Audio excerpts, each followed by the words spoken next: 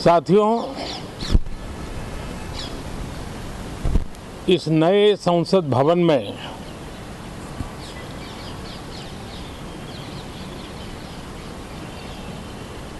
जो पहला सत्र हुआ था, उसके आखिर में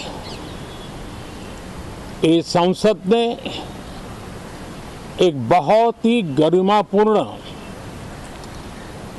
फैसला लिया था और वो फैसला था नारी शक्ति वंदन अधिनियम। और उसके बाद 26 जनवरी को भी हमने देखा किस प्रकार से देश ने कर्तव्य पथ पर नारी शक्ति के सामर्थ्य को, नारी शक्ति के शौर्य को, नारी शक्ति के संकल्प की शक्ति को अनुभव किया। और आज बजट सत्र का आरंभ हो रहा है, तब राष्ट्रपति द्रौपदी मुर्मू जी का मार्गदर्शन और कल निर्मला सीतारमण जी के द्वारा इंटरिम बजट एक प्रकार से ये नारी शक्ति के साक्षात्कार का पर्व है। साथियों, मैं आशा करता हूं कि गत 10 वर्ष में जिसको जो रास्ता सूझा, उस प्रकार से संसद में सबने अपना अपना कार्य किया। लेकिन मैं इतना जरूर कहूंगा कि जिनको आदतन हुड़दंग करने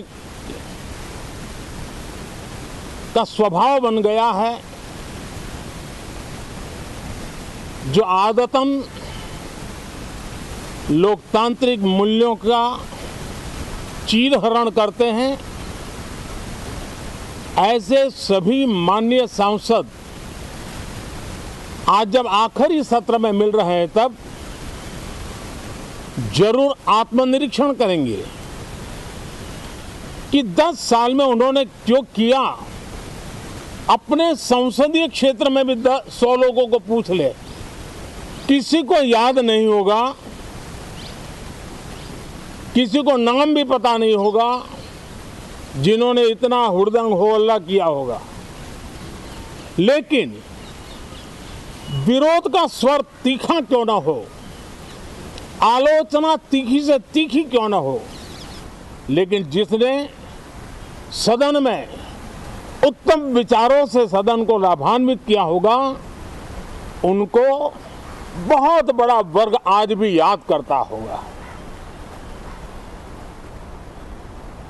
आने वाले दिनों में भी जब सदन की चर्चाएं कोई देखेगा, तो उनका एक एक शब्द इतिहास की तवारीख बन करके उजागर होगा। और इसलिए जिन्होंने भले विरोध का किया होगा, लेकिन बुद्धि प्रतिभा का दर्शन कराया होगा, देश के सामान्य मानवी के हितों का कंसर्न दिखाया होगा, हमारे खिलाफ तीखे से तीखी प्रतिक्रिया की होगी, उसके बावजूद भी मैं अवश्य मानता हूं कि देश का एक बहुत बड़ा वर्ग, लोकतंत्र प्रेमी सभी लोग इस व्यवहार की सराहना करते होंगे। लेकिन जिन्होंने सिर्फ और सिर्फ नकारात्मकता, हुड़दंग, शरारतपूर्ण व्यवहार ये जो किया होगा, उनको शायद ही कोई याद करे। लेकिन अब ये बजट सत्र अवसर है, पश्चाताप का भी अवसर है, कुछ अच्छे फुटप्रिंट छोड़ने का भी अवसर है। तो मैं ऐसे सभी माननीय सांसदों से आग्रह करूंगा कि आप इस अवसर को जाने मत दीजिए, उत्तम से उत्तम परफॉर्म कीजिए, देश हित में उत्तम से उत्तम अपने विचारों का लाभ सदन को दें और देश को भी उत्साह और उमंग से भर दें। मुझे विश्वास है, आप तो जानते ही हैं कि जब चुनाव का समय निकट होता है तब आमतौर पर पूर्ण बजट नहीं रखा जाता है।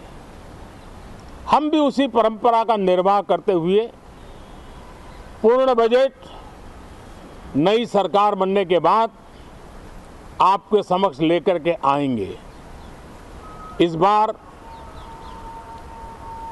एक दिशा निर्देशक बातें लेकर के देश की वित्त मंत्री निर्मला जी हम सबके सामने कल अपना बजट पेश करने वाली है। साथियों, मुझे विश्वास है कि देश नित्य प्रगति की नई नई ऊंचाइयों को पार करता हुआ आगे बढ़ रहा है। सर्वस्पर्शी विकास हो रहा है, सर्वांगीण विकास हो रहा है, सर्व समावेशक विकास हो रहा है। ये यात्रा जनता जनार्दन के आशीर्वाद से निरंतर बनी रहेगी। इसी विश्वास के साथ फिर आप सभी को मेरा राम राम।